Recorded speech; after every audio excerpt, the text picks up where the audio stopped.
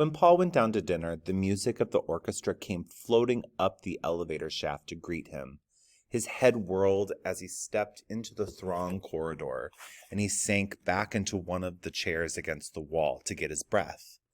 The lights, the chatter, the perfumes, the bewildering medley of color. He had for a moment the feeling of not being able to stand it, but only for a moment. These were his own people, he told himself. He went slowly about the corridors, through the writing rooms, smoking rooms, reception rooms, as though he were exploring the chambers of an enchanted palace, created for him alone. When he reached the dining room, he sat down at a table near a window. The flowers, the white linen, the many-colored wine glasses, beautiful people, the low popping of corks, the undulating repetitions of the blue danab from the orchestra, and all flooded Paul's dreams with a bewildering radiance. When the rosy shade of his champagne was added, that cold, precious bubbling stuff that creamed and foamed in his glass, Paul wondered whether there were honest men in the world at all. This was what all the world was fighting for, he reflected. This was what all the struggle was about. He doubted the reality of his past. Had he ever known a place like Cordelia Street, a place where tired-looking businessmen got on the early car, mere rivets in the machine? They seemed to Paul sickening men with pieces of children's hair always hanging on their coats and the smell of cooking in their clothes. Cordelia Street. Ah, that belonged to another time and country. Had he not always been like this?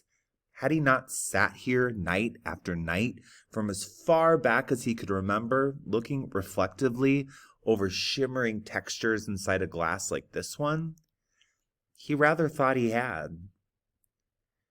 He was not in the least abashed or lonely. He had no special desire to meet or to know any of these people. All he demanded was the right to look on and imagine, to watch the pageant. The mere stage properties were all he cared for. Nor was he lonely later in the evening in his box at the Metropolitan Opera. He was now entirely rid of his nervous misgivings, of his forced belligerence, of the imperative desire to show himself different from his surroundings. He felt now that his surroundings explained him. Nobody questioned the purple. He had only to wear it passively. He had only to glance down at his attire to reassure himself that here it would be impossible for anyone to humiliate him. He found it hard to leave his beautiful sitting room to go to bed that night, so Paul sat long, watching the raging storm from his tower window. When he went to sleep, it was with the lights turned on in his bedroom, partly because of his old habits of fearfulness, and partly so that, if he should awake in the night, there would be no wretched moment of doubt, no horrible suspicion of yellow wallpaper or of Cordelia Street. Sunday morning, the city was practically snowbound.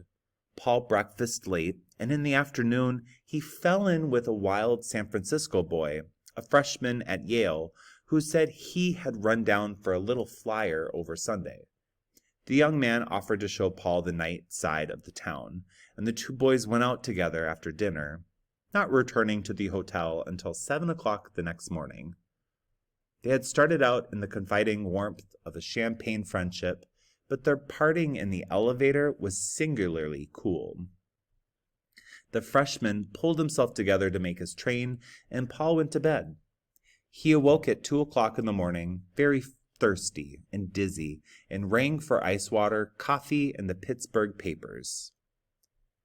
On the part of the hotel management, Paul created no suspicion of his acts. There was this to be said for him, that he wore his gains with dignity and in no way made himself evident. Even under the glow of his wine, he was never over the top, though he found the drink like a magician's wand for wonder-building. His greediness lay in his ears and eyes, and his behavior was not offensive. His dearest pleasures came from watching the gray winter twilights in his sitting room, his quiet enjoyment of his flowers, his clothes, his wide sofa, his cigarette, and his sense of power. He could not remember a time when he had felt so at peace with himself. The mere release from the necessity of petty lying every day, and every day restored his self-respect. He had never lied for pleasure, even at school, but to be noticed and admired, to assert his difference from other Cordelia Street boys, and he felt a good deal more manly, more honest even, now that he had no need for boastful pretensions, now that he could, as his actor friends used to say, dress the part. It was characteristic that remorse did not occur to him. His golden days went by without a shadow, and he made each as perfect as he could. On the 8th day after his arrival in New York, he found the whole affair exploited in the Pittsburgh paper, exploited with a wealth of detail which indicated that local news of a sensational nature was at a decline. The firm of Denny and Carson announced that the boy's father had refunded the full amount of the theft, and that they had no intention of prosecuting. The Cumberland minister had been interviewed too, and expressed his hope of yet reclaiming the motherless boy, and his Sunday school teacher declared that she would spare no effort in helping with Paul's return.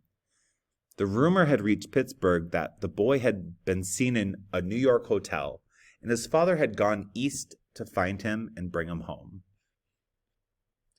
Paul had just come in to dress for dinner. He sank into a chair, weak to the knees, and clasped his head in his hands. It was to be worse than jail, even. The cloudy waters of Cordelia Street were to close over him, finally and forever. The gray boredom stretched before him in hopeless, unrelieved years. Sunday school, young people's meetings, the yellow-papered room, the damp dish towels. It all rushed back upon him with a sickening vividness. He had the old feeling that the orchestra had suddenly stopped, the sinking sensation that the play was over.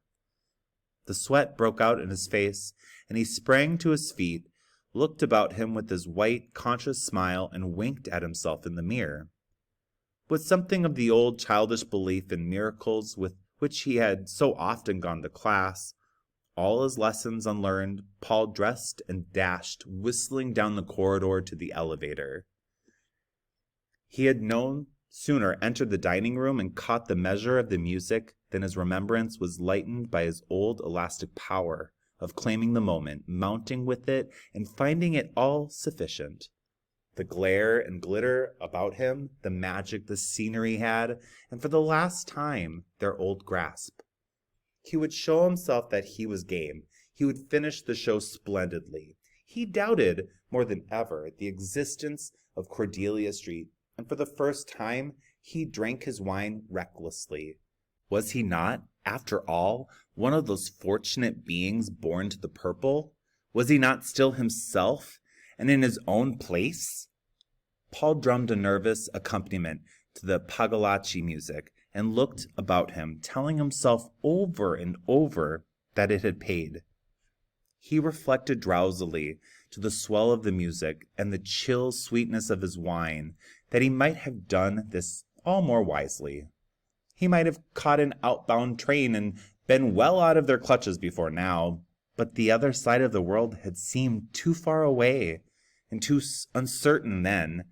He could not have waited for this. His needs here had been too sharp. If he had to choose over again, he would do the same thing tomorrow. He looked affectionately about the dining room, feeling rich like a soft mist. Ah, it had paid indeed. Paul was awakened next morning by a painful throbbing in his head and feet. He had thrown himself across the bed without undressing, and had slept with his shoes on. His limbs and hands were lead-heavy, and his tongue and throat were parched and burnt. There came upon him one of those fateful attacks of clear-headedness that never occurred except when he was physically exhausted, and his nerves hung loose. He lay still and closed his eyes and let the tide of things wash over him. His father was in New York, stopping at some joint or other, he told himself. The memory of successive summers on the front stoop fell upon him like a weight of black water. He had not $100 left, and he knew now more than ever that money was everything. The wall that stood between all he loathed and all he wanted. The thing was winding itself up. He had thought of that on his first glorious day in New York, and had even provided a way to snap the thread.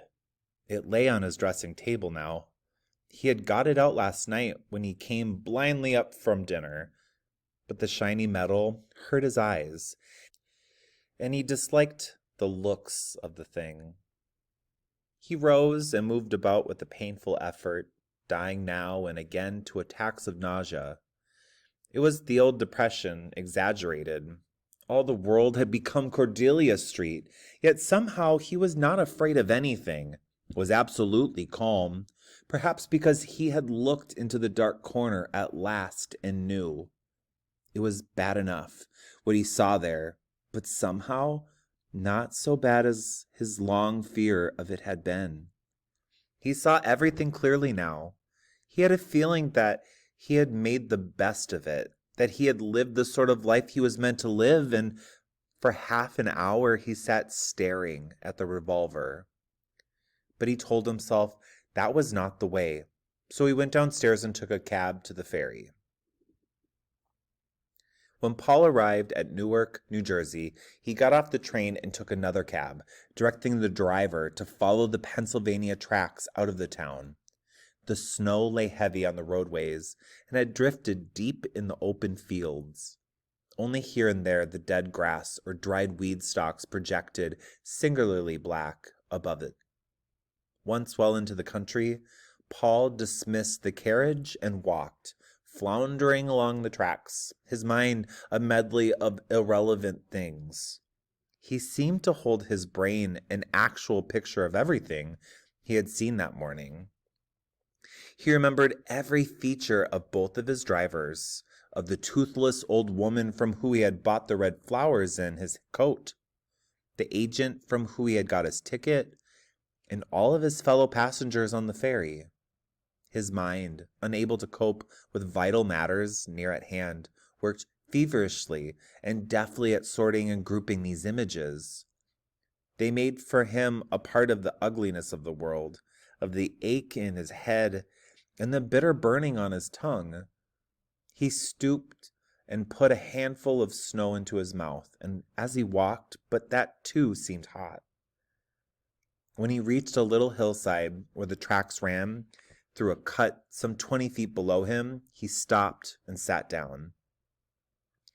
The carnations in his coat were drooping with the cold. He noticed their red glory all over.